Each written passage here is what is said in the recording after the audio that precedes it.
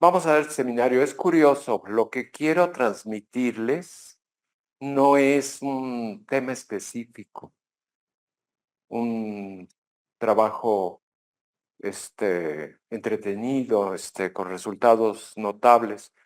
Es un panorama.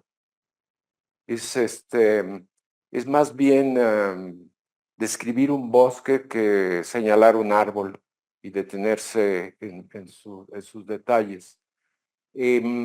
Cuando intento dar este tipo de plática general,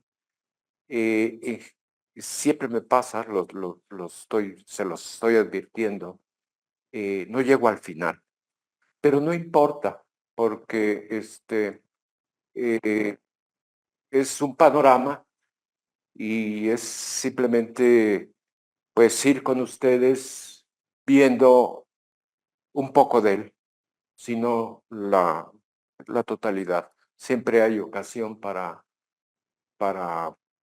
volver a hablar sobre el asunto, cubrir otros temas, en otros foros, en otras situaciones.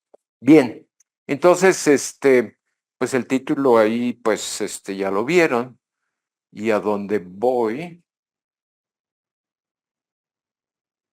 ajá, miren, algo que no ocurría hace años, ahora me doy cuenta, me hubiera gustado, pues, volver a empezar, porque em, existe una gran cantidad de videos en la red sobre infinidad de temas. Y en particular, si yo fuera un estudiante en la Facultad de Ciencias y tuviera exámenes en puerta y estuviera, pues,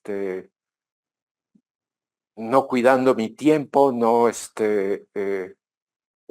haciendo, estudiando, en el momento, siempre puedo la última noche antes del examen, pues, ver una serie de videos que si va a ser el examen de mecánica cuántica, rápidamente puedo ver media docena de videos y puedo enterarme muy rápidamente de multitud de asuntos. Eso pues no me tocó a mí, pero sí lo tienen ustedes disponibles. Y quise empezar este panorama mostrando uno de estos videos. Toma nada más menos de 20 minutos para todos aquellos que quisieran tener una exposición, un juicio sobre los sistemas complejos, pues este es un ejemplo, o la complejidad, de qué se trata, etcétera. Se lo recomiendo mucho. ¿Reconocen a la autora? Y viene, casi no se ve su foto. Sabine Hossenfelder. Hay muchos, en particular ella es muy agradable y aborda muchos temas, pero no es la única, hay muchísimas otras cuestiones. Y pues no lo voy a desglosar, nada más voy a tocar un poco. Lo que ella básicamente dice es lo que tiene ese título, que la brecha más grande que existe estos días en trabajo científico es precisamente en la complejidad. Y pues, ¿qué quiere decir con eso? Quiere decir que solo se entienden, se manejan a un nivel avanzado, digamos, los sistemas sencillos, em, como los de la mecánica o como los de la termodinámica o como los de otras ramas, en este caso estoy mencionando la física.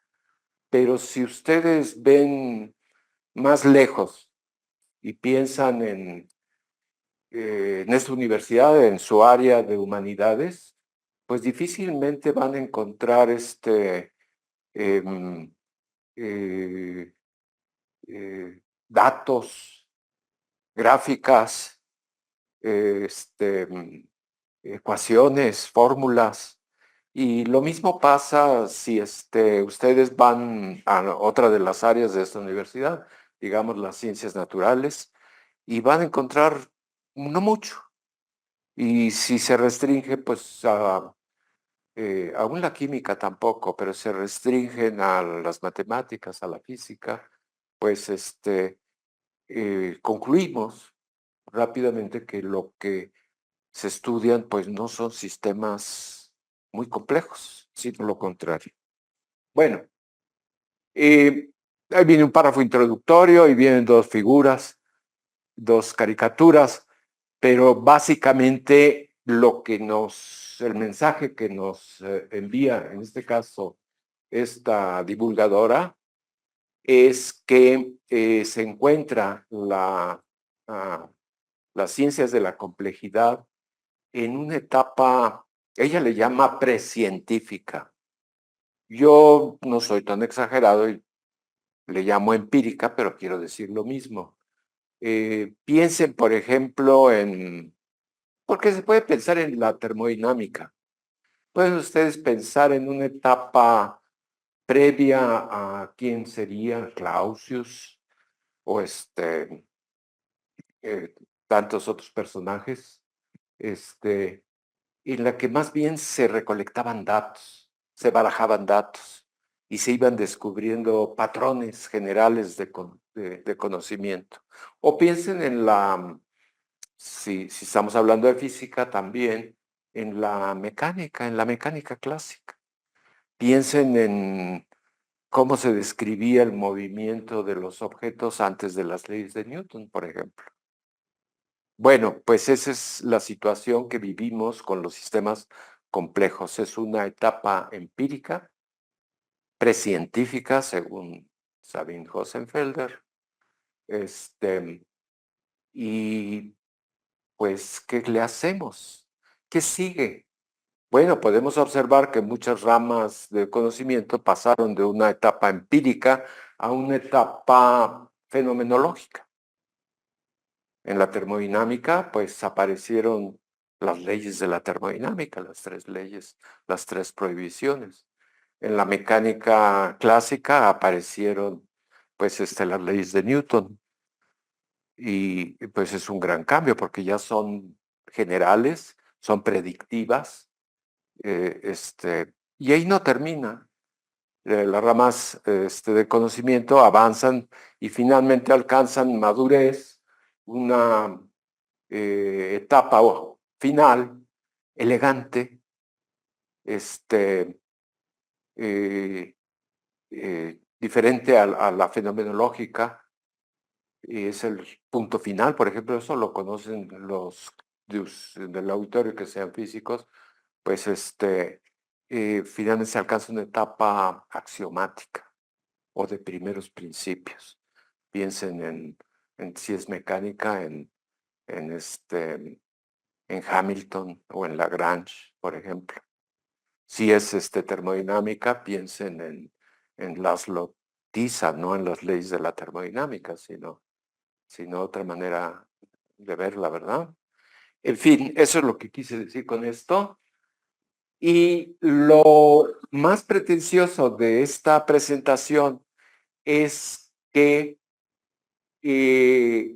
nosotros aseguramos, nos atrevemos a decir que nos está tocando vivir una primera excursión fuera de la etapa empírica y dentro de la etapa fenomenológica. Algo que uno diría, bueno, qué bueno si nos toca vivir esa etapa, a lo mejor es más interesante que la anterior o ya después, pero cuando menos podría ser algo que ya se puede eh, en explicar, entender leyes generales que se pueden deducir, se puede predecir, y eso es lo que quiero hablar el día de hoy y dar un panorama que seguramente, porque ya me estoy oyendo a mí mismo, no voy a llegar muy lejos. Bien, me robé esta imagen de la red porque era apropiada. La imagen es sobre los sistemas complejos Creo que proviene de los Estados Unidos y creo que el autor es un grupo, yo creo que sí, ¿verdad? Pero me la robé y le metí mano, le puse esas flechas y le agregué esa palabra física estadística. Y sí resume, digamos, una situación que es muy agresiva, porque si uno trata a los colegas que están interesados en los sistemas complejos y los conoce uno, aquí y en otras partes, por supuesto, es un tema muy, muy popular, pues algunos de ellos viven dentro de todo lo que ven ahí. Y dicen, no, yo uso la teoría de juegos y sistemas de agentes. O yo, para mí las redes es lo que más me llama la atención y entiendo. Y, y todos ellos le pueden uno contar historias, su trabajo, lo que están haciendo. Y esto es muy agresivo porque dice, esto es como una conquista, como si llegara un ejército del exterior, un ejército de físicos estadísticos. Es una rama de la física, la mecánica estadística, que vive dentro de la física, pero cuyas metodologías pues se exportan desde hace tiempo fuera de la física. Y entonces es una invasión y la primera área que captura es la dinámica no lineal, como ahí se muestra. Y habrá que ver cómo es eso, qué quiere decir. Y después de capturar la dinámica no lineal, pues se extiende y no quiero usar un lenguaje bélico, pero es el que se me está ocurriendo en este momento.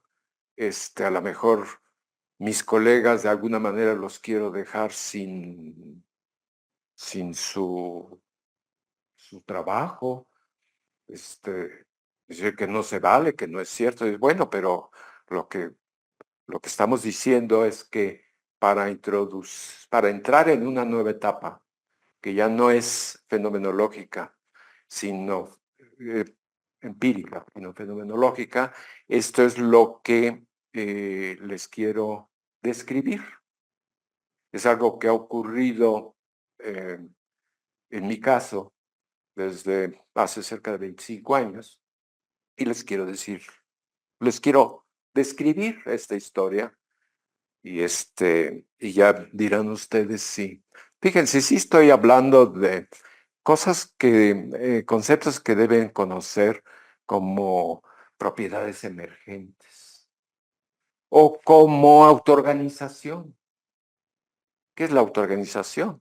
Es algo que aparentemente va en sentido contrario a la segunda ley de la termodinámica, pero que lo podemos observar todos los días, en todas partes, en nosotros mismos. Y son preguntas fundamentales. Y hay varias otras cuestiones, pero si me entretengo con este diagrama, pues no llego a ningún lado. Bueno, hace prácticamente un mes di un seminario no idéntico a este en mi instituto y le estoy presentando la liga. Ahí sí me extendí con el video al que me estoy mencionando y tampoco terminé, pero no es una repetición de la anterior. Entonces, ustedes seguramente, esta figura, este diagrama, se puede decir que es el diagrama, la figura más popular, más conocida no solo de la dinámica no lineal, sino digamos de los sistemas complejos. Y no me estoy refiriendo al mundo académico, me estoy refiriendo a algo muchísimo más amplio, a la población, quien de alguna manera la ha visto, y como seguramente me sigo extendiendo, pues quité algunas em, em, diapositivas, por ejemplo, una de un tatuaje, o un vestido, o unos cubiertos, y aparecen, pero no estoy, me voy yendo en cuestiones que no debo. Pero miren, aquí está la historia. Ocurrió que alguna vez, en mi caso lo escuché y que me llamó mucho la atención. Este diagrama corresponde a unos objetos que se llevan el nombre de atractores, que corresponden a un parte, un sector de la dinámica no lineal, que es aquella que es la disipativa. Y otro sector que puede decir que no es disipativa y que conserva. Y no vamos aquí a dar una descripción de dinámica no lineal, simplemente les digo, hay una dinámica no lineal que lleva el nombre de disipativa, que muestra estos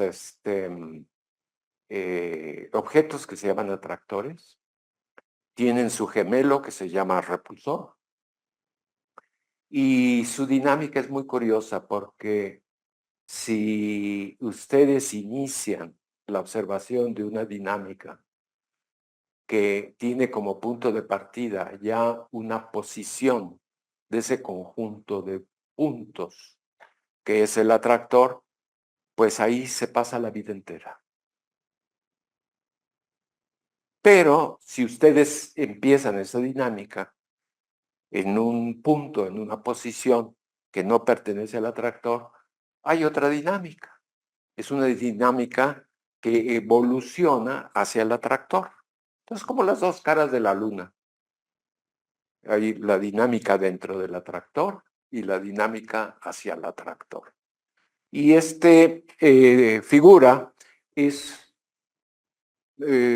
lleva el nombre de, bueno, se le conoce como un diagrama de bifurcaciones. Lo que nos muestra es la familia de atractores de un sistema sencillo que lleva el nombre de una función, un mapa cuadrático que se le llama mapa logístico. Entonces, en la horizontal está los valores de una cantidad importante que se llama parámetro de control, que va de chiquito a grande. Y en la ordenada se tienen los valores que van tomando las posiciones de lo que vamos a llamar trayectorias. Entonces, a la izquierda, cuando el parámetro de control es pequeño, no importa dónde hagan su inicio, su posición inicial, van a acabar eventualmente en un solo punto, que es un atractor, que es una posición, un número real único. Y si van moviendo, van incrementando el valor del parámetro de control, pues siguen viendo atractores de periodo 1 hasta que algo ocurre aquí donde quiero señalarles, creo que es así.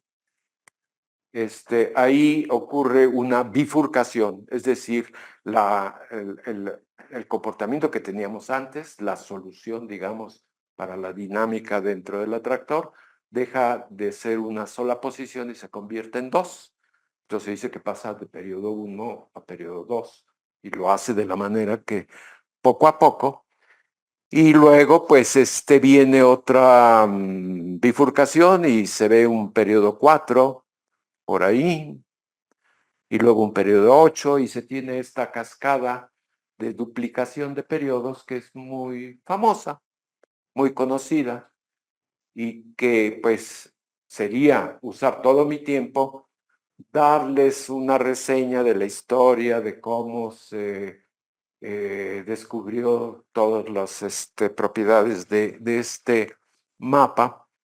Y hay en la parte derecha del diagrama ya corresponde a tractores que tienen un comportamiento irregular. Ya no es la repetición de 2 o 8 valores o 512 valores, sino ya es una dinámica irregular que lleva el nombre de dinámica caótica. Y existe una frontera entre los dos. De hecho, se repite muchas veces una frontera que se conoce como la transición al caos o el borde del caos. Es muy fina, muy de un solo valor del parámetro de control. Es cuando el periodo se vuelve 2 a la infinito. O si ustedes observan de derecha a izquierda, pues primero se tiene una banda caótica, todas las posiciones son ocupadas, pero conforme disminuyen el parámetro de control, esa banda se acorta, se estrecha, y luego se rompen 2 bandas, y luego se rompen 4 bandas, y luego en 8 bandas, en 2 a la n bandas. Y los dos regímenes se tocan con una costura perfecta, que es el borde del caos. Y aquí me conviene decir, pues, algunas cosas. Una de ellas, que es uno de los paradigmas que han operado a distancia en los sistemas complejos. Que los sistemas complejos viven, nadan, se conducen en el borde del caos.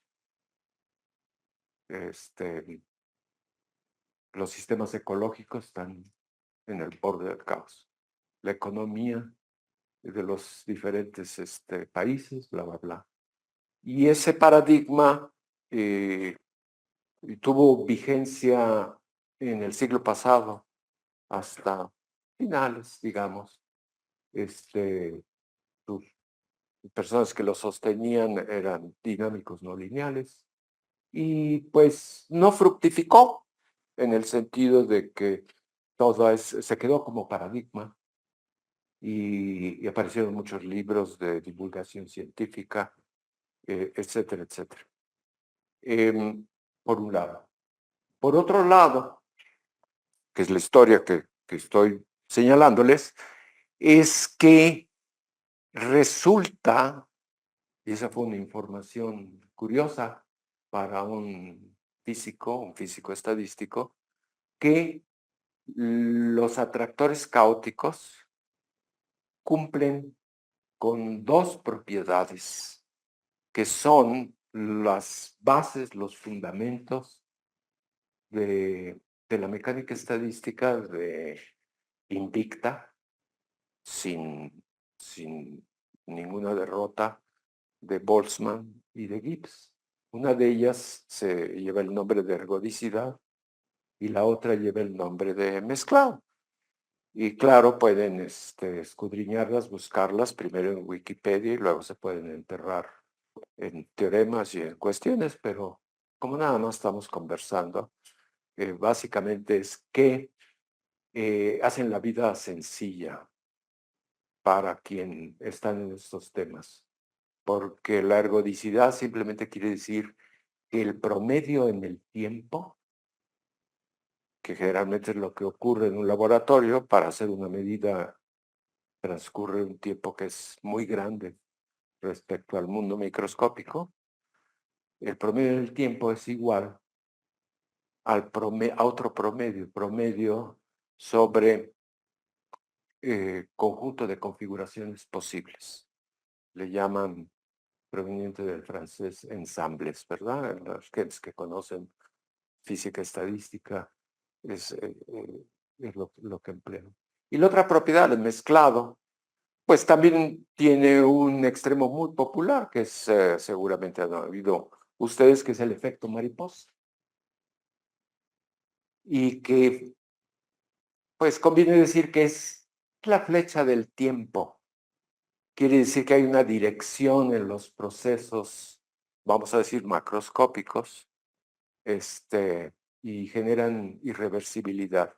Hay una flecha en el tiempo, una dirección, que si lo que nos interesa es la dinámica no lineal, pues nos lo facilita la dinámica no lineal disipativa, que es el viaje hacia los atractores.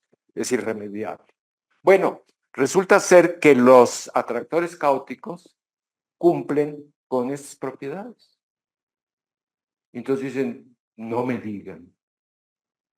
Y si habla uno con colegas que son los colegas de toda la vida, dice, pero estás loco, porque ¿dónde está la temperatura? ¿Dónde está la entropía? ¿Dónde está? No me vengas con cuentos. Y dice, bueno, hay analogías muy robustas y esta es una de ellas. Es una analogía robusta. ¿Y qué ocurre en la transición, el borde del caos? Se pierden esas propiedades.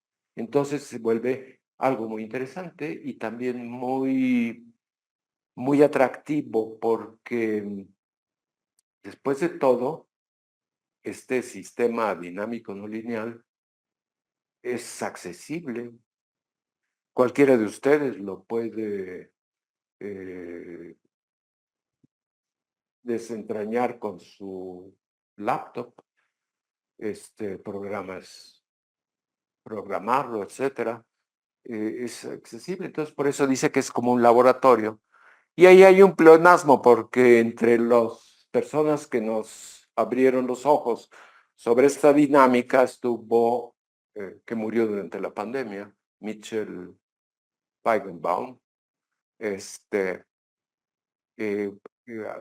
hay escritos que le llaman la higuera de Feigenbaum, sin tener conocimientos del alemán, que Feigen es higo y Baum es arbusto. Entonces, la higuera de la higuera.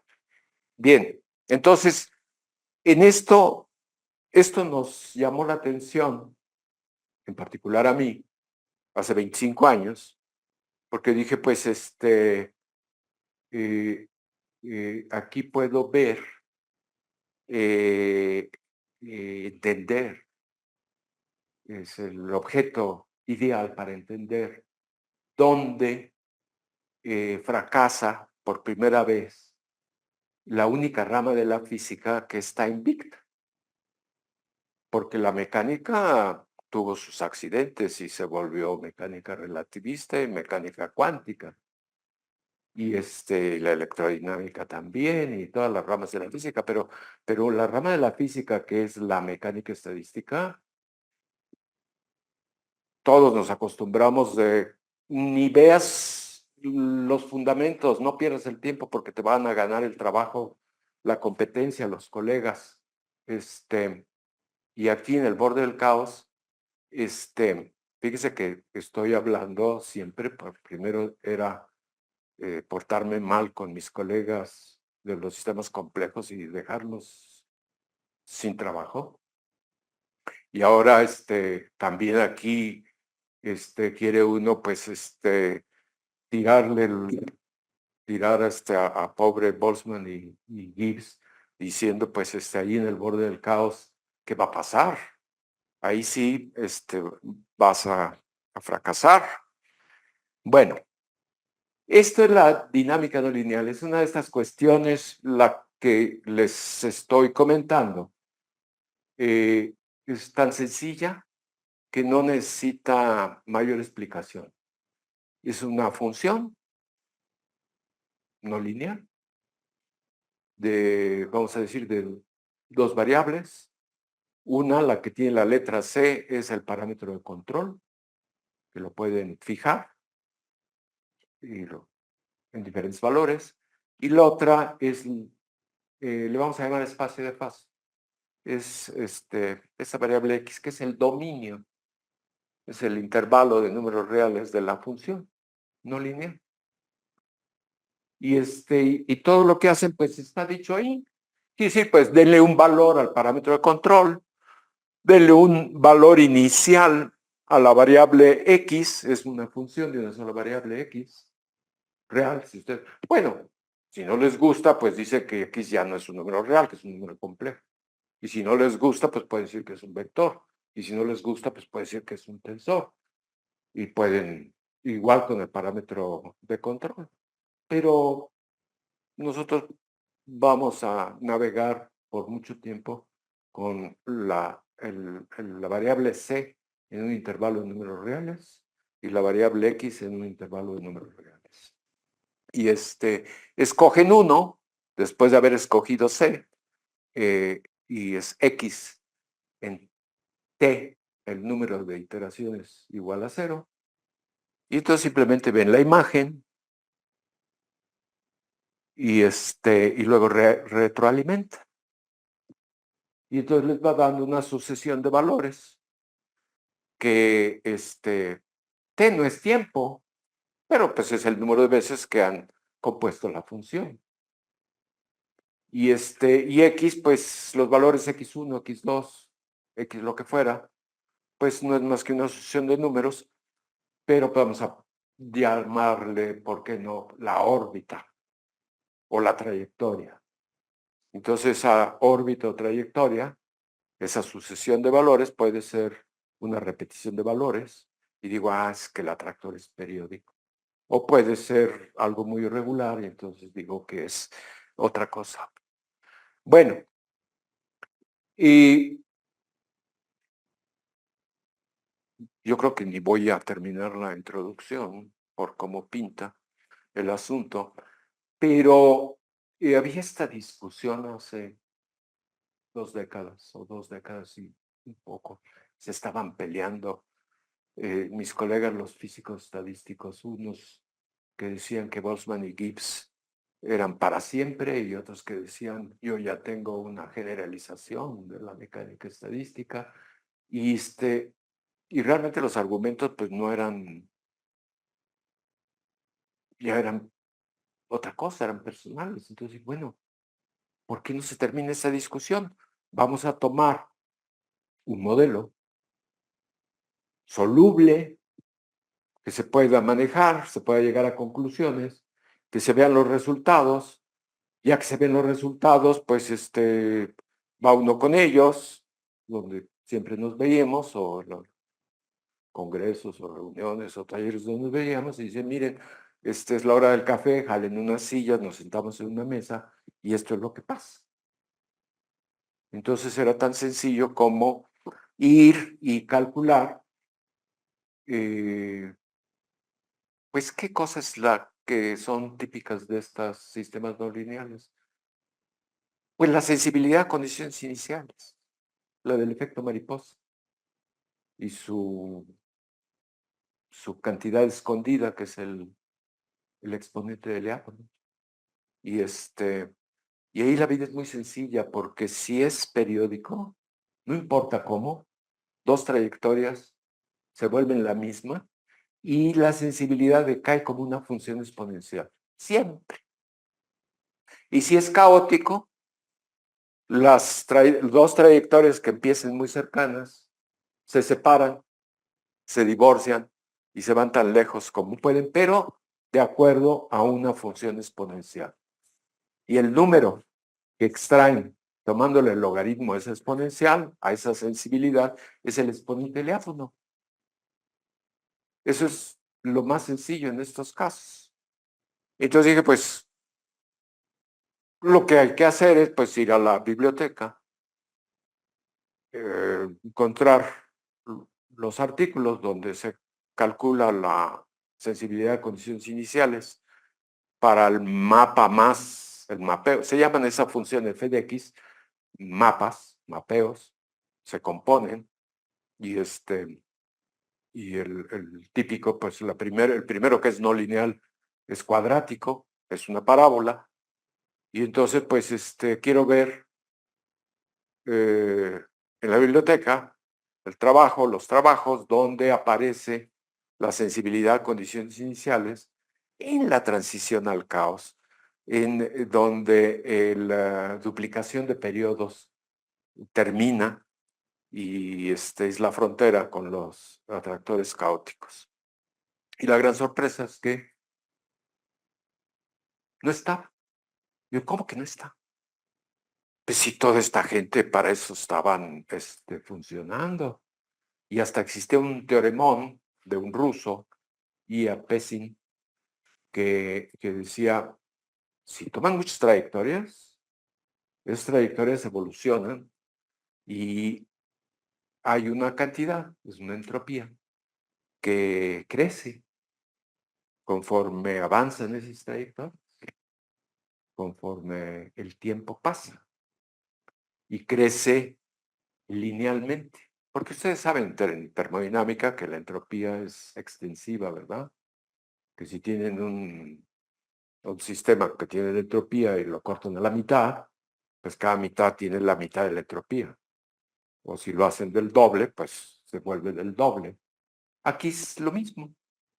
Aquí si un conjunto de trayectorias pues pasa de tantas iteraciones al doble, pues la entropía se duplica. Y y se lo recomiendo para ustedes que quieren tener éxito en su vida de investigadores, de publicación, porque les van a pedir que tengan publicaciones y sobre todo que sus publicaciones tengan muchas citas. Entonces, de una vez les voy a decir algo que generalmente no se dice. ¿Cuáles son los trabajos que reciben más citas? Y no es para extrañarse. Los trabajos que reciben más citas son aquellos que facilitan la vida a los demás. No por sesudos, interesantes, difíciles, duros de roer, etcétera, pero entonces había un teorema, el de este matemático ruso, que dice que esa entropía, que es muy latosa de calcular, que va esa tasa de incremento de entropía, que lleva otros nombres rusos, Kolmogorov, Sinai, está pesado calcular. Pero lo que hizo IAPCIN fue demostrar que había un teorema en que los exponentes del diápono positivos, si los sumaban, era igual a esa entropía. Y resulta ser que los exponentes del diápono son mucho más fáciles de calcular. Entonces yo creo que lo levantaron en hombros y lo pasearon por alguna avenida en San Petersburgo porque es el teorema de Pessin. Y aquí interesaba ver, bueno, ¿qué pasa con el teorema de Pessin en la transición al caos? Y la transición al caos, el exponente de Lyapunov se vuelve cero. Es negativo en lo periódico, es positivo en lo caótico. Es bien útil porque ya nada más lo calculan, ven el signo y saben si están en qué tipo de régimen. ¿Y qué pasa en la frontera? Se anula, pues pasa de negativo a positivo. ¿Y qué pasa con la tasa de crecimiento de entropía? También se anula. Entonces, cero igual a cero. Entonces, el teorema de Pessin, que es un solo exponente del diáfono para el mapita pues vale. Y aparentemente, pues los colegas de aquel entonces, de final de siglo, dijeron, pues ya. Y no había artículo. Entonces, pues nos vamos a otra cosa, como si fuéramos un colibrí, dice, a ver dónde está más llamativo, a lo mejor las redes, a lo mejor tal, no, vamos a trabajarlo. Y lo trabajamos y nos llevamos una gran sorpresa. Es esta gráfica que está ahí. Miren, esta derivada de la posición a la iteración t respecto a la posición inicial en valor absoluto es lo que es la sensibilidad a condiciones iniciales. Esa es. Y su logaritmo, pues le llaman lo que dice ahí, una tasa de expansión. Si la dividen entre el número de iteraciones, es el exponente del Lyapunov. Piensen que es un exponencial. E a la lambda t, logaritmo, pues les da lambda por t y dividen entre el t, pues les da lambda y esa lambda es el exponente del Lyapunov. Y como les dije, siempre se mete y obedece una función exponencial, siempre. Y aquí está lo que pasa en la transición al caos. No lo hace. Pasa el número de iteraciones, llega hasta, bueno, aquí es una escala logarítmica, pero es rebelde, no quiere. Porque alguien diría, bueno, a lo mejor ya no se va a obedecer una función exponencial, va a obedecer otra cosa, una ley de potencia. Pues no, no obedece nada. Se, cada vez oscila con mayor amplitud. Es una gran rebelión. Y alguna vez, conversando con algún colega del Instituto Santa Fe, no voy a extender, sí sabía, sí, ¿verdad? Ha sido un baile horroroso. Entonces, nos dimos cuenta con esto que, eh, que, las, que pues era un territorio nuevo, y eso es lo que quiero enfatizar, y se va a extender a los sistemas complejos. No acabé, pues ya nomás voy a redondear, porque eso era lo que iba a ocurrir, ya lo decía yo, y se los voy a pasar rápidamente. Entonces, ese fue el principio.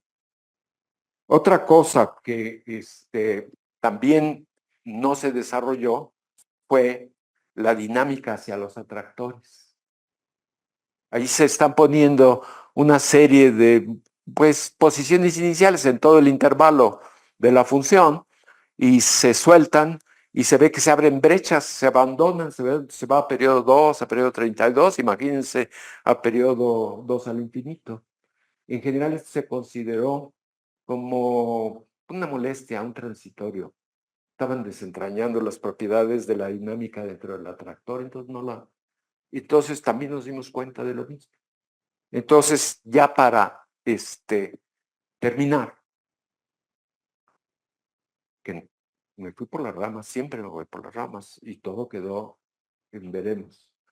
Pero existen 3 rutas al caos. Hablé de una, la de duplicación de periodos. No hablé de la ruta vía la intermitencia, ni tampoco hablé de la ruta cuasi periódica. Y estas son 3 rutas, y eso es lo que trabajamos. Y luego aquí está en una caricatura nuestro quehacer, que tiene que ver con el físico, porque el dinámico no lineal se entretuvo mucho, se divirtió mucho, disfrutó mucho, porque estos sistemas se definen de manera muy fácil, pero tienen propiedades sorprendentes. Entonces funcionaron como geógrafos, viendo qué ocurría y dándole nombres como geógrafos. Pero un físico hace otra cosa también. Un físico eh, eh, eh, toma conceptos, toma problemas no entendidos, como los de los sistemas complejos, y, y los quiere entender muy bien, muy de fondo, muy básicamente. ¿Y qué hace? Crea modelos. Modelos sencillos, como pelar una alcachofa, porque si no la pelen, se la meten a la boca, se lastiman. Si no son buenos físicos y le pelan demasiado, pues se les acabó el problema. Pues no perder el problema, simplificarlo y hacerlo. Entonces aquí tenemos las 3 rutas al caos. Entendemos lo que ocurre en las transiciones al caos, el llamado paradigma de los sistemas complejos. Ahora cambiamos de actividad, me pongo otra cachucha, soy físico y construyo, diseño, desentierro algo en desuso, modelos para dar respuesta a problemas de qué? Pues de los sistemas complejos. Entonces, lo que hacemos está aquí resumido, que tiene 2 ingredientes y esto es lo que hacemos. Estos son 3 artículos de revisión. Ya tienen algunos años. Este fue por el obituario de Germinal Cocho. Se los recomiendo. Los 3. Y pues ya no di más, pero aquí termino. Nuestros trabajos fueron con el tiempo agarrando carácter, forma, muchos, pero los agrupamos. Y los agrupamos en 12 temas que le llamamos el zodiaco, porque, porque a lo mejor en ciertos momentos piensa uno en la astrología, pero los puede uno dividir en 6, en 4, en 3, de diferentes maneras. Y aquí está una de ellas, como se dieron en el tiempo. Y entonces primero estudiamos la sensibilidad a condiciones iniciales, luego las trayectorias entrando a los atractores, luego aquí el teorema del límite central, luego agarramos problemas de física, fenómenos críticos, vidrios, la localización, luego otros que estaban de moda, que habíamos dicho de esta agua no beberé, y acaba uno diciendo, bueno, pues vamos a ver qué, y otros que vienen, y ya que estuvieron diciendo, bueno, pero nos gustan las analogías, nos gustan, y en el fondo estamos diciendo, los sistemas complejos viven en el borde del caos,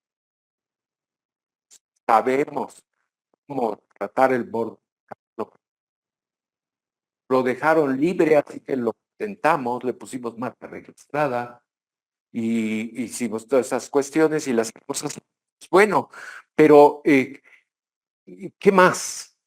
Pues diversidad del árbol de la vida, el problema de la autoorganización, las alertas tempranas, el tráfico vehicular, los movimientos colectivos de pájaros que se llaman así, o de cardúmenes, o de lo que busquen. Y si quieren el resto de la historia, bueno, hay videos, le quiero hacer la competencia a Sabine, pero no como ella. Gracias.